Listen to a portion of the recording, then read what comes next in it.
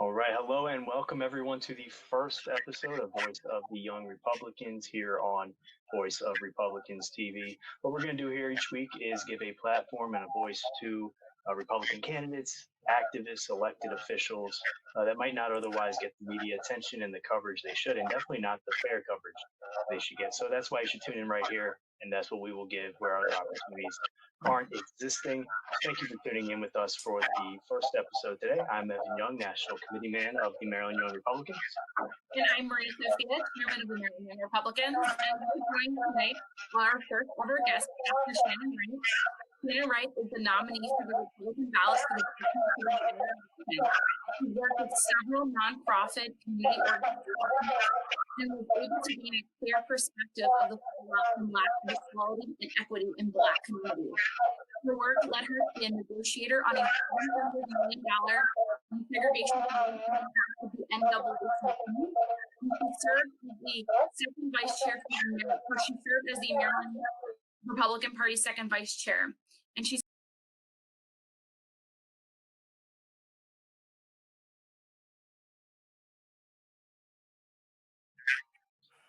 All right, hello and welcome everyone to the first episode of Voice of the Young Republicans here on Voice of Republicans TV. What we're going to do here each week is give a platform and a voice to Republican candidates, activists, elected officials that might not otherwise get the media attention and the coverage they should, and definitely not the fair coverage they should get. So that's why you should tune in right here, and that's what we will give where other opportunities aren't existing. Thank you for tuning in with us for the first episode today. I'm Evan Young, National Committee Man of the Maryland Young Republicans. And I'm Maria Sophia, Chairman of the Maryland Young Republicans. And we're joined tonight by our first ever guest, Dr. Shannon Wright. Shannon Wright is the nominee for the Republican ballot for the She's worked with several nonprofit community organizations and was able to gain a clear perspective of the fallout from lack of equality and equity in Black communities. Her work led her to be a negotiator on a $100 million desegregation plan with the NAACP. She served as the second vice chair she served as the Maryland Republican Party second vice chair. And she's currently the chair of the Baltimore City Republican Party and is running for mayor in 2020. So please give it up for Pastor Shannon Wright. Shannon, thank you for joining us tonight. Good evening.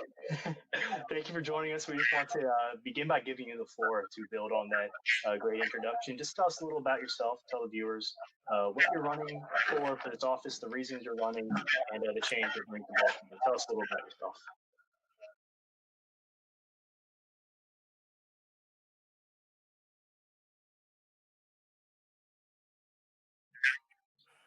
All right, hello and welcome everyone to the first episode of Voice of the Young Republicans here on Voice of Republicans TV. What we're going to do here each week is give a platform and a voice to Republican candidates, activists, elected officials that might not otherwise get the media attention and the coverage they should, and definitely not the fair coverage they should get. So that's why you should tune in right here, and that's what we will give where other opportunities aren't existing.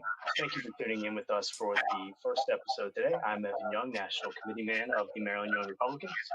And I'm Maria Sophia, Chairman of the Maryland Young Republicans. And we're joined tonight by our first ever guest, Dr. Shannon Wright. Shannon Wright is the nominee for the Republican ballot for the She's worked with several nonprofit community organizations.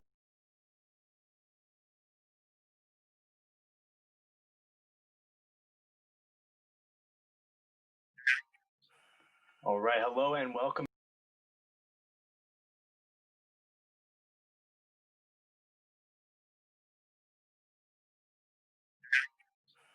All right, hello and welcome everyone to the first episode of Voice of the Young Republicans here on Voice of Republicans TV. What we're going to do here each week is give a platform and a voice to Republican candidates, activists, elected officials that might not otherwise get the media attention and the coverage they should, and definitely not the fair coverage they should get. So that's why you should tune in right here, and that's what we will give where other opportunities aren't existing. Thank you for tuning in with us for the first episode today. I'm Evan Young, National Committee Man of the Maryland Young Republicans. And I'm Maria Sophia, Chairman of the Maryland Young Republicans. And we're joined tonight by our first ever guest, Dr. Shannon Wright. Shannon Wright is the nominee for the Republican ballot for the Baltimore City Board of Education. She worked with several nonprofit community organizations and was able to gain a clear perspective of the fallout from lack of equality and equity in Black communities. Her work led her to be a negotiator on a $700 million desegregation plan on behalf of the NAACP. And she served as the second vice chair she served as the Maryland Republican Party second vice chair. And she's currently the chair of the Baltimore City Republican Party and is running for mayor in 2020. So please give it up for Pastor Shannon Wright. Shannon, thank you for joining us tonight. Good evening. Thank you for joining us. We just want to begin by giving you the floor to build on that great introduction. Just tell us a little about yourself, tell the viewers what you're running for this office, the reasons you're running, and the change you're bringing to Baltimore. Tell us a little about yourself. So I'm a wife, a mom, and a grandma. And then one of the most important things were first God, second is family. I want to do whatever I can to help make Baltimore City safe and family friendly.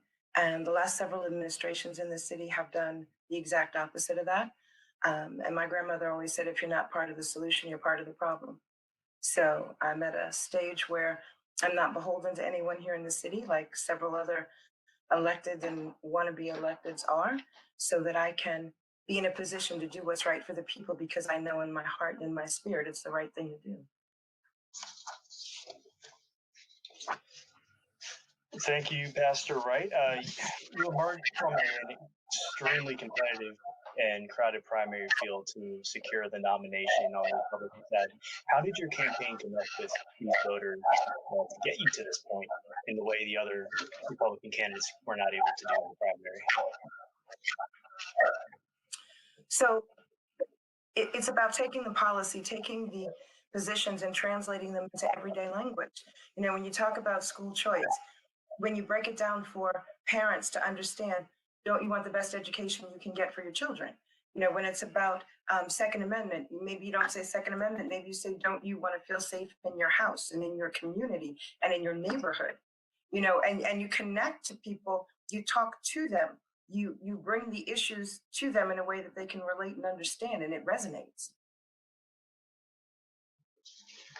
Thank you, Pastor Wright. We're going to jump into a very short break here. As soon as we get back, we're going to dive into how Mayor Wright will handle the issues facing Baltimore once she is elected.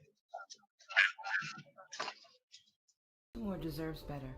Brandon Scott's been at City Hall for years, and what do we have to show for it? Homicide rates above 300 for the last 5 years. Where's Brandon Scott? Public property being defaced. Where's Brandon Scott? Statues being torn down. Where's Brandon Scott? 24 poor-performing schools in the state of Maryland, 12 of them right here in Baltimore City. Where's Brandon Scott? Good leadership is clear, visible, and present. In my administration as mayor, we will work together to be solutions-driven. Mayoral debates coming up. It's an election cycle. Where's Brandon Scott? Haven't seen him since the primary. Baltimore deserves better. My name is Shannon Wright, and with your help and your vote, the next mayor of Baltimore. My name is Shannon Wright, and I approve this message. So, Pastor Shannon Wright, a lot of citizens have asked what happened to their money that was misspent and misspent. What will you do to rectify this situation and make sure that the citizens of Baltimore will no longer have to pay high prices for the incompetence of city officials? It's my belief. So I can tell you anything. And in all honesty, I have to show you. So many people have run for office in Baltimore City and said all kinds of things and then done the exact opposite. Case in point is my Democrat opponent, Brandon Scott, said he wanted fair equity in government. So he wanted to make sure that the extra votes that the mayor controls on the Board of Estimates were gone, and he wanted to push for term limits for elected officials. He said those things, the voters loved it, won the primary, and has since taken them back. So I think at this point, voters need to see, and they need to watch, and they need to hear from others their reaction to what we're doing. So for us, we're campaigning now, not just talking about what we're going to do, but starting to do some of those things now. We had an opportunity to bring one of the representatives from the SBA into the city to host a town hall with them so that business owners could actually understand some of the things that they could do to access some of the CARES funds and be able to survive COVID. We've had folks from health agencies come into the city to explain to folks how to stay safe during COVID. So instead of just talking about what I would do and what I will do, I'm showing that now by what we are doing. You're right. When it comes to Baltimore, there's not been a Republican mayor in over 60 years. Why has the city been under such intense one-party rule for decades? And how is your campaign going to change that? And what does your campaign provide for the citizens of Baltimore that these Republican candidates in the past who have tried but failed for 60 years? What's different about your approach and your message and what you'll actually do once elected leading the city? So the folks in Baltimore have allowed themselves to be led by one party rule, as you said, for a long, long time now. The last Republican mayor left office in 1967. When we have Republicans that have been running in the city, they haven't done one of the simple things that we do in church, which is what you said, is you meet people where they are. It's important to understand the issues, not from a philosophical standpoint, but actually meet with people, talk with people, be here in the city. It's not just give your own thoughts and ideas, but really listen to hear what the voters want. That's what we did in the primary, and that's what we're going to continue to do. I can't lead you and do what you want me to do as your representative if I don't stop, be quiet, and listen to you to hear what it is that you as a voter want. So it's as much listening, if not more, than talking. Just to follow up there, I know campaign's probably been adapted more than you would have expected because of the pandemic going on right now, and you just can't be out there talking to voters, going door to door, maybe like you would have wanted to early on. But that listening and meeting them where they are, how are you able to adapt and still accomplish that goal in your campaign with the pandemic going on? So you could probably ask me that question better November 5th, because I'll have a real clear answer to that then. Yeah. But prayerfully, we're doing that by reaching out to folks online. Like, for example, community associations. Several of them are still meeting. They're meeting by Zoom. So we participate in those. Several community groups, not just community associations, are also meeting by Zoom. Several organizations are doing things virtually, and we're doing our best as time permits, because I haven't figured out how to put the extra hours in the day yet. But as time permits, we're trying to participate in all of them. One of the networks here in the city and in the state, Fox 45, has committed to hosting the first mayoral debate of the season going into the general, and it's going to be virtual. So there are a lot of things that are still going on. They're just going on in very different ways. So it's a serious learning curve, for sure. And I would think that a candidate who can adapt to the circumstances going on now and find new ways to still connect to the voters, that's going to be very important in leading as mayor and finding a new way forward for a city that definitely needs one. So to find a new way forward in a campaign and connect in new ways, that can translate very well once elected to connecting with those constituents and actually getting the changes that you want to see enacted. We're going to go up to another quick break. As soon as we come back, we're going to talk about many of the issues facing Baltimore, crime, economics, and how Mayor Pastor Wright will handle that when we get back.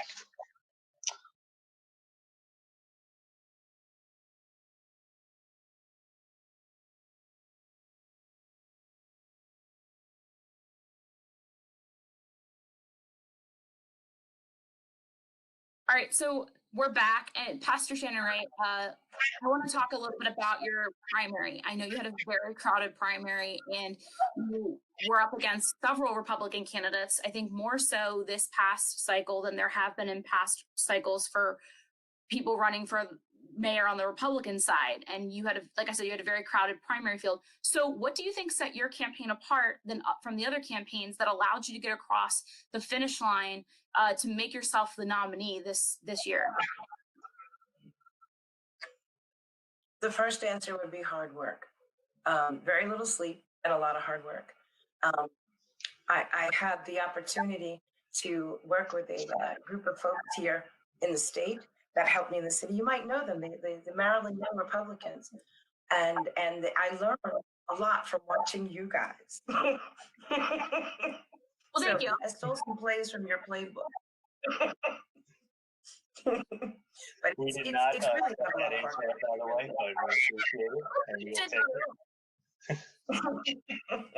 Not at all. And I know we had that mayoral debate earlier this year with that in that crowded primary where there were several candidates. You had invited all those candidates as well. So I want to thank you, obviously, Pastor Shamray, for running, and you ran a great primary campaign for that. So thank you. And we certainly enjoyed helping you and the candidates that won your so. Yeah, we found. You all coming. I'm sorry. I was just saying we found a good purpose here and doing these episodes and all of our outreach efforts that are candidates that deserve a platform and deserve to get their message out. But oftentimes, as you've I'm sure experienced in your campaign so far, people don't want to show up and give you that platform. I remember the Democratic primary debates for mayor's race. Massive coverage, television screens, wall-to-wall coverage. When we did our forum, there was some media there, but still they just don't want to give you a platform and hear these alternative views and these alternative ideas. It brings me to actually a question that I'm very interested in hearing. How have you said you're doing a lot online and you're meeting people where they are? Have you had any dealings with any of the media in Baltimore about them either being very reluctant and obvious in their reluctance to give you a platform and get your message out? And how have you worked around that, if so? Well, interestingly enough, in the last couple of weeks, we haven't had to work around it as much. I've been on Fox 45 every week, at least once or twice a week. The Baltimore Sun is starting to pick up some of our comments and request statements on different issues in the city, as well as several other outlets and periodicals and all that sort of thing. Matter of fact, I'm scheduled to be on Fox 45 tomorrow morning. The media, it's interesting, this cycle, the media is actually acknowledging that they're a Republican candidate